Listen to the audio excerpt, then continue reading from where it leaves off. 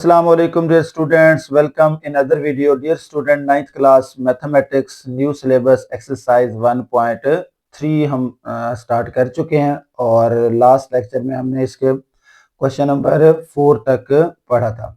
तो आज इंशाल्लाह हम इसका क्वेश्चन नंबर 5 से स्टार्ट करेंगे और ऑनवर्ड इस एक्सरसाइज को ख़त्म करेंगे। तो चलते हैं जी हम क्वेश्चन नंबर 5 की तरफ। क्वेश्चन नंबर 5 की स्टेटमेंट कुछ इस तरह से है। वो ये कहता है कि the weather in Lahore was usually warm during the summer of 2024. The TV news reported temperature as high as 48 degree Celsius. इसको क्या कहते हैं? डिग्री, और C denote for Celsius, degree Celsius. By the using formula, इसको पढ़ते हैं degree Fahrenheit. Degree Fahrenheit 9/5 degree Celsius plus 32, यानी कि हमने डिग्री सेल्सियस से डिग्री फॉरेनहाइट में जाना हो तो ये वाला फार्मूला यूज करते हैं। ये इंपॉर्टेंट फार्मूला स्टूडेंट्स, ये आपने याद करना है। सम टाइम ये फार्मूला आपको गिवन भी हो सकता है और सम टाइम ये आपको फार्मूला गिवन नहीं भी हो सकता। तो आपको पता होना चाहिए कि डिग्री सेल्सियस से फॉरेनहाइट में हम किस तरह से जाते हैं, उसका ये formula. Find the temperature as Fahrenheit, यानी कि हमने फॉरेनहाइट में इसका टेम्परेचर फाइंड आउट करना है। तो चलें जी इसको सॉल्व करते हैं। तो सबसे पहले देखें जो डाटा हमारे पास गिवन है हम वो लिखते हैं। गिवन हमारे पास क्या है? टेम्परेचर जो हमारे पास गिवन है वो है जी टेम्परेचर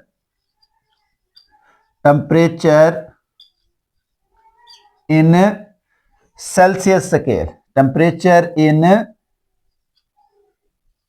सेल्सियस स्केल वो कितना है जी? टेम्परेचर इन सेल्सियस स्केल वो है जी हमारे पास 48 डिग्री सेल्सियस। 48 degree Celsius. हमने क्या फाइंड करना है? हमने करना है जी फाइंड करना है हमने टेम्परेचर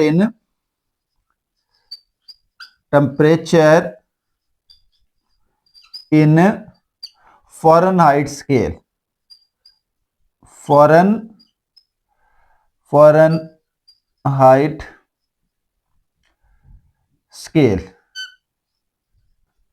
ये क्या करना है जी? हमने फाइंड आउट करना है। ठीक है, उसके लिए जो हमारे पास गिवन फॉर्मूला है वो हम यूज करेंगे। यूजिंग फॉर्मूला,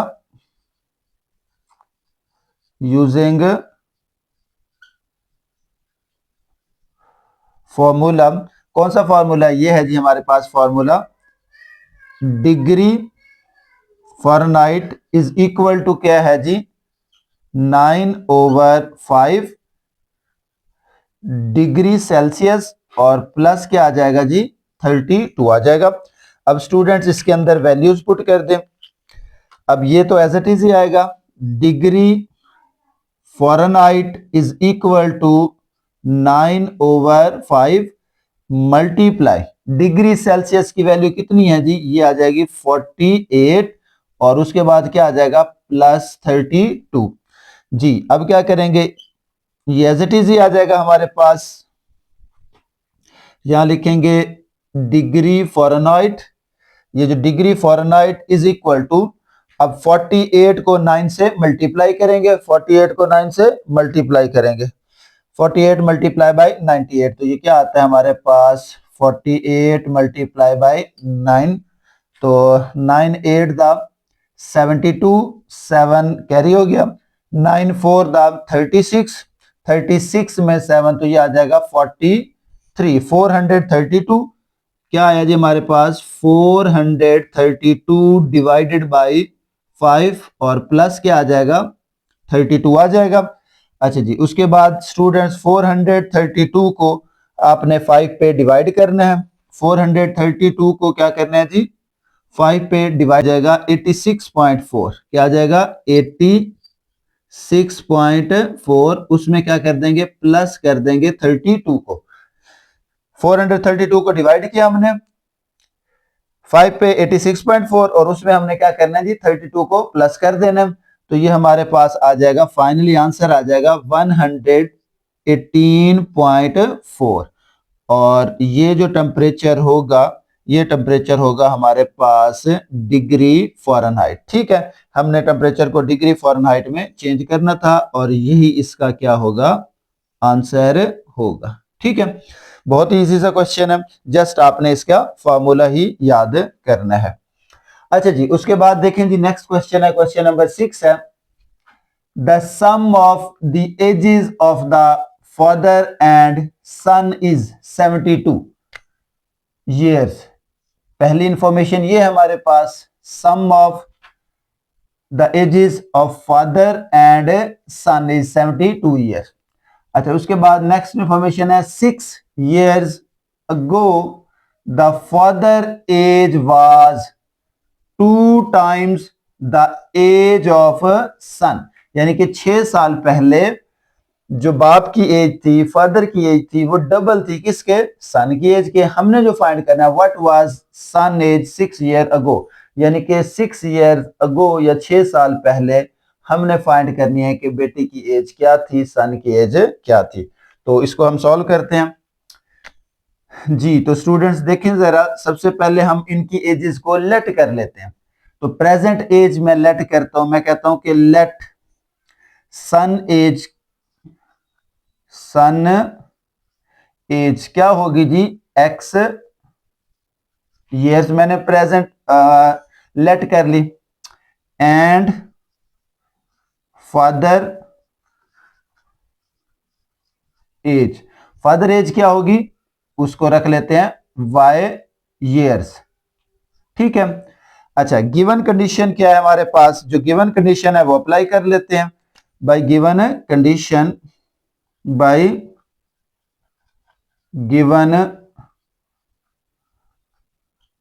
कंडीशन, पहले कंडीशन क्या थी, the sum of ages of father and son 72। तो यानी कि वो कंडीशन ये थी कि इन दोनों की एजेस का जो सम है, सन की एज और फादर की एज का, वो कितना है जी, 72 है। तो इसका नाम हमने रख लिया जी 1। ठीक है, अच्छा जी, उसके बाद 6 years ago, अब हम नेक्स्ट कंडीशन इस पे अप्लाई करते हैं। 6 years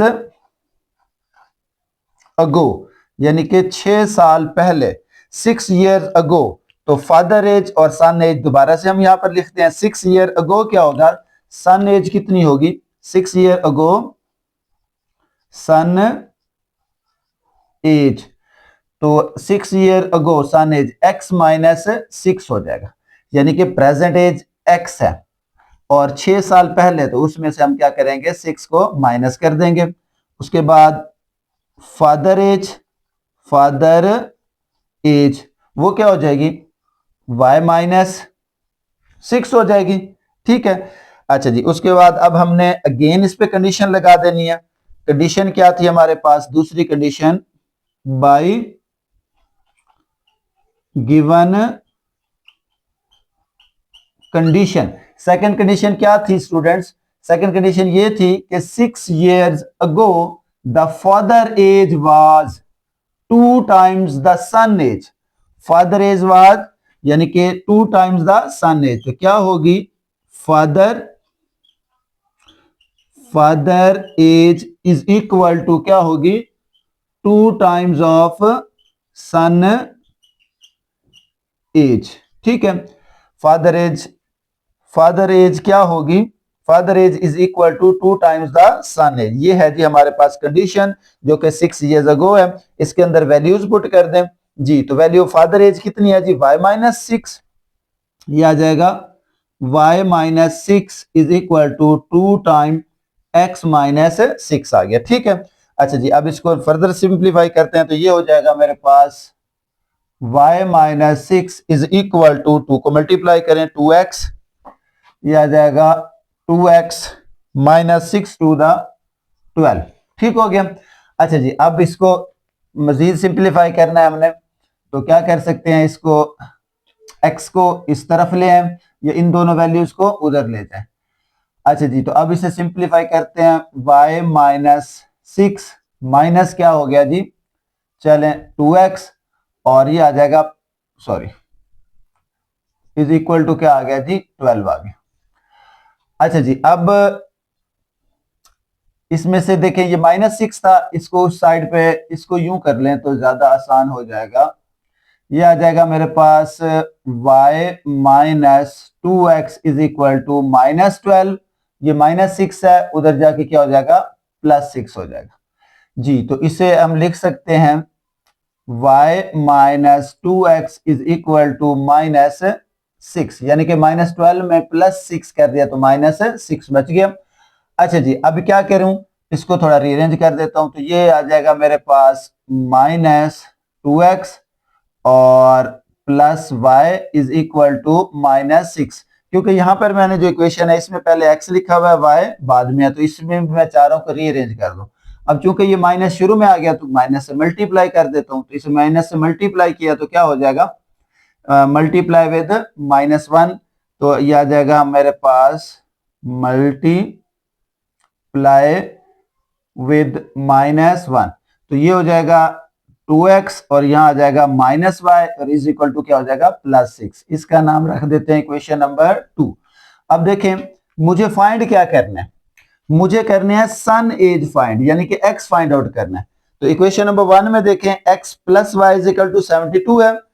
अब यहां पर क्या है 2x minus y is equal to 6, ये माइनस मुझे y एलिमिनेट करना है, यहां माइनस का y है, यहां पर क्या है प्लस का y है। अगर मैं इक्वेशन 1 और 2 को ऐड कर लूं, 1 और 2 को ऐड कर लूं तो y क्या होगा खत्म हो जाएगा, मुझे x मिल जाएगा। तो यहां पर मैं लिखता हूं adding equation 1 and 2, adding 1 and 2। तो 1 क्या है जी, ये आगे 1x plus y is equal to 72 और ये आ जाएगा 2x minus y is equal to 6। इनको क्या करना है जी, ऐड करना है। तो 2x प्लस 1x तो कितना बना जी 3x, ये कैंसिल हो गया। इसको ऐड करें तो क्या आ जाएगा 78। तो x is equal to 78 divided by 3 आ जाएगा, 78 डिवाइडेड बाई 3। तो इसको हम डिवाइड कर लेते हैं 78 को 3 पे, 3 टू द 6, ये क्या आ जाएगा 1, 18, 3 6 द 18, तो क्या आ जाएगा 26। x की वैल्यू कितनी आ गई जी 26 आ गई। अच्छा जी, अब हमने क्या फाइंड करना था, हमने तो फाइंड करना था 6 ईयर अगो, 6 ईयर अगो। तो 6 ईयर अगो जो सन एज है वो क्या है x माइनस 6 है। तो यहां पर लिखेंगे 6 years ago son age is equal to क्या होगा x माइनस 6, इसका मतलब है 26 में से 6 को माइनस करेंगे तो क्या आ जाएगा 20 आ जाएगा। हेंस आंसर क्या होगा, hence 6 years ago son age was 20 years। ठीक है, तो 6 ईयर अगो जो सन की एज होगी वो क्या होगी 20 ईयर होगी। तो ये था इसका फाइनली आंसर। होप सो आपको समझ आ गई होगी। अच्छा, तो स्टूडेंट्स क्वेश्चन नंबर 7 है, Mirha bought a toy ₹1500 and sold for ₹1520. What was her profit percent? क्या स्टेटमेंट है कि मिरहा ने एक खिलौना 1500 रुपीज में खरीदा, यानी कि बॉट, एंड सोल्ड फॉर ₹1520 में उसे बेचा। व्हाट वाज द प्रॉफिट, उसका प्रॉफिट फाइंड करना है और उसकी प्रॉफिट परसेंटेज, क्योंकि प्रॉफिट परसेंटेज तभी फाइंड होगी जब हम इसका प्रॉफिट निकालेंगे। तो बेटा देखें, सबसे पहले इस टॉय की क्या है जी कॉस्ट प्राइस क्या है जी, तो यहां लिखेंगे कॉस्ट प्राइस जो कि है 1500 और सेलिंग प्राइस क्या है जी, selling price is equal to 1520। तो प्रॉफिट क्या होगा, प्रॉफिट होगा हमारे पास जी, प्रॉफिट इज इक्वल टू क्या होता है selling price, selling price minus cost price. तो सेलिंग प्राइस कितनी है जी 1520 और माइनस क्या आ जाएगा 1500, तो प्रॉफिट आ गया जी 20 रुपीज। ठीक है, 20 रुपीज क्या हुआ जी प्रॉफिट हुआ।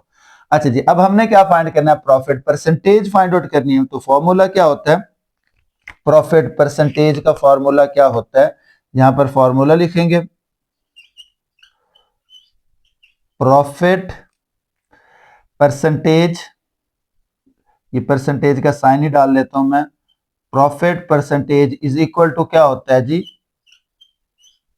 Profit over cost price, profit over cost price और मल्टीप्लाई बाय 100 और साथ में परसेंटेज का साइन जी।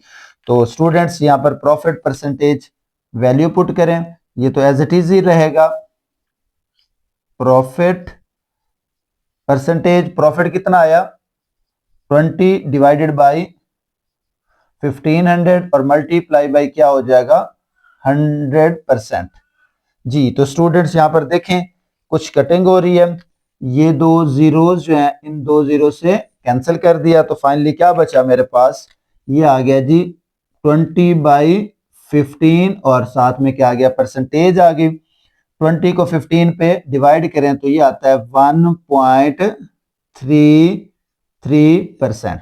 तो फाइनली क्या आया इसका प्रॉफिट परसेंट हमारे पास आया 1.33 और यही इसका क्या होगा जी आंसर होगा। ठीक है, नेक्स्ट क्वेश्चन है क्वेश्चन नंबर 8। इसकी स्टेटमेंट ये है, the annual income of a Tayyab is ₹960,000 while the exempted amount is ₹130,000. How much tax would have to pay at the rate of 0.75%?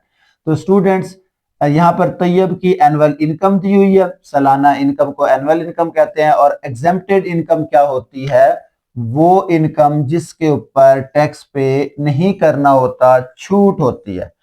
तो हम क्या करेंगे, इस एनुअल इनकम में से एग्जेम्प्टेड इनकम को माइनस करेंगे और जो बाकी बचेगी वैल्यू उसका 0.7% हम टैक्स कैलकुलेट कर लेंगे। तो इसको देखें जी, हम सॉल्व करते हैं। अब देखें एनुअल इनकम कितनी है जी, यहां लिखेंगे एनुअल इनकम, एनुअल इनकम आ गई जी हमारे पास ₹960,000। एग्जेम्प्टेड इनकम कितनी होगी, एग्जेम्प्टेड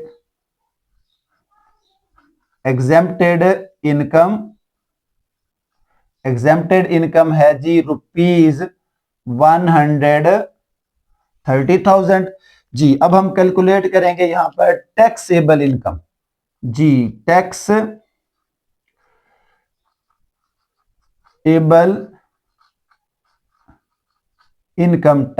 इनकम क्या होती है, ये जो टोटल इनकम होती है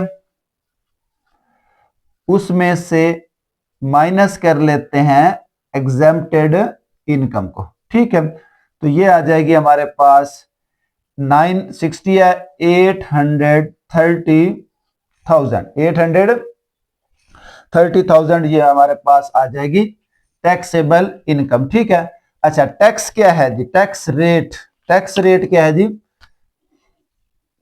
ये आ जाएगा हमारे पास रेट ऑफ टैक्स, वो क्या है जी 0.75%, ये रेट ऑफ टैक्स है। अब हमने निकालनी है जी अमाउंट ऑफ टैक्स जी, तो क्या आ जाएगी अमाउंट ऑफ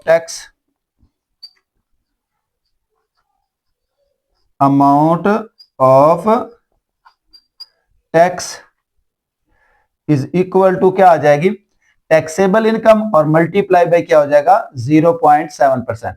तो ये आ जाएगा हमारे पास 830,000 मल्टीप्लाई 0.75%। ठीक है जी, तो ये लिखेंगे 830,000 जी मल्टीप्लाई, अब देखें ये पॉइंट खत्म करूं तो क्या आ जाएगा 75 डिवाइडेड बाय क्या आ जाएगा 100। ठीक है, परसेंटेज का साइन खत्म करेंगे तो उसकी वैल्यू क्या होती है 1/100। फिर देख लें यहाँ पर ये डेसिमल है, डेसिमल रिमूव किया तो उसकी जगह क्या आ गया 100, 75/100, और परसेंटेज के साइन को रिमूव किया तो उसकी जगह पे क्या आ गया जी 1/100, यानी कि परसेंटेज इज इक्वल टू क्या होती है 1/100 होती है। ठीक है जी। तो अब यहाँ पर देखें कटिंग हो रही है कुछ। अब यहाँ देखें कितनी है, ये 20 से ये 20 कैंसिल और इन 20 से ये 20 कैंसिल, तो फाइनली क्या बचा जी मेरे पास वैल्यू बची है 83 मल्टीप्लाई बाई 75, 83 मल्टीप्लाई बाई 75 जी। तो इसको मल्टीप्लाई करें तो आंसर आता है ₹6,225। तो ये आ जाएगा हमारे पास टैक्स, अमाउंट ऑफ टैक्स जी। तो स्टूडेंट्स अमाउंट ऑफ टैक्स कितनी बनी 6,225 और यही इसका आंसर होगा। ठीक है। अच्छा तो स्टूडेंट नेक्स्ट क्वेश्चन की तरफ चलते हैं। क्वेश्चन नंबर 9 है, इसमें उसने हमें दिया find the compound markup on ₹375,000 for 1 year eight the rate of 14%। तो स्टूडेंट्स क्या होता है कि जब हम कोई अमाउंट किसी बैंक में डिपॉजिट करते हैं कुछ टाइम के लिए तो वो हमें प्रॉफिट देते हैं।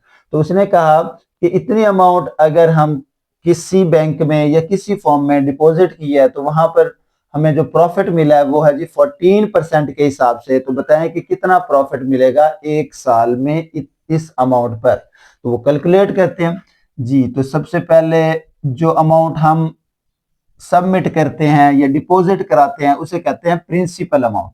तो यहां लिखेंगे प्रिंसिपल अमाउंट। प्रिंसिपल अमाउंट कितनी है जी, वो है ₹375,000। ठीक है। अच्छा टाइम कितने हैं जी, टाइम को हम टी से डिनोट करते हैं और वो है जी 1 ईयर। ये हमेशा किस में होता है, ईयर में होता है, टाइम टी जी 1 ईयर। अच्छा जी उसके बाद है जी markup rate at the rate of 14%, यानी कि मार्कअप रेट जो है मार्कअप रेट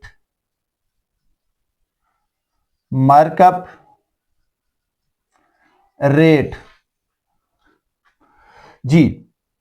तो मार्कअप रेट है जी हमारे पास, इसको हम आर से डिनोट करते हैं और ये है 14%। ठीक हो गया, मार्कअप रेट आ गया जी 14%।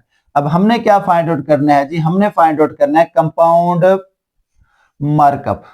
ठीक है, find the compound markup on this, हमने कंपाउंड मार्कअप फाइंड आउट करना है। तो यहां पर हम फार्मूला यूज करेंगे जी, कंपाउंड मार्कअप हमने फाइंड आउट करना है। ये आ जाएगा compound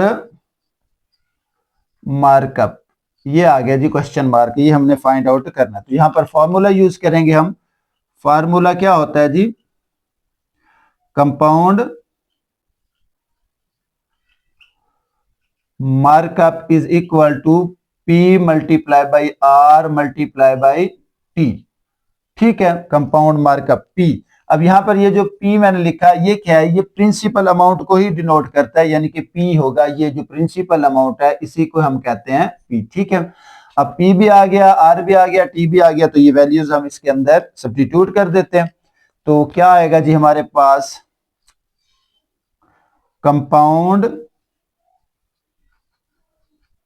markup is equal to principal कितना है जी 375,000 मल्टीप्लाई रेट कितना है जी 14% है और मल्टीप्लाई टाइम कितना है जी 1 ईयर जी। तो ये आ जाएगा हमारे पास 375,000 मल्टीप्लाई कितना आ गया 14, परसेंटेज को रिमूव किया तो ये आ जाएगा 1/100 और 1 तो एज इट इज 1 की तो मल्टीप्लाई करें तो कोई चेंजेस नहीं आएंगी।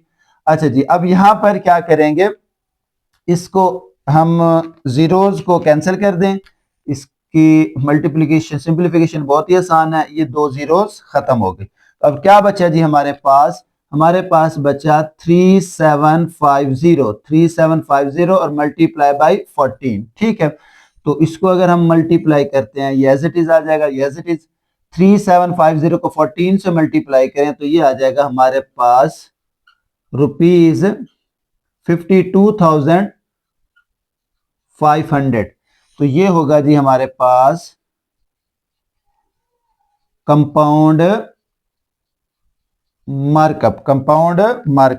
तो कंपाउंड मार्कअप कितना आया? 52,500।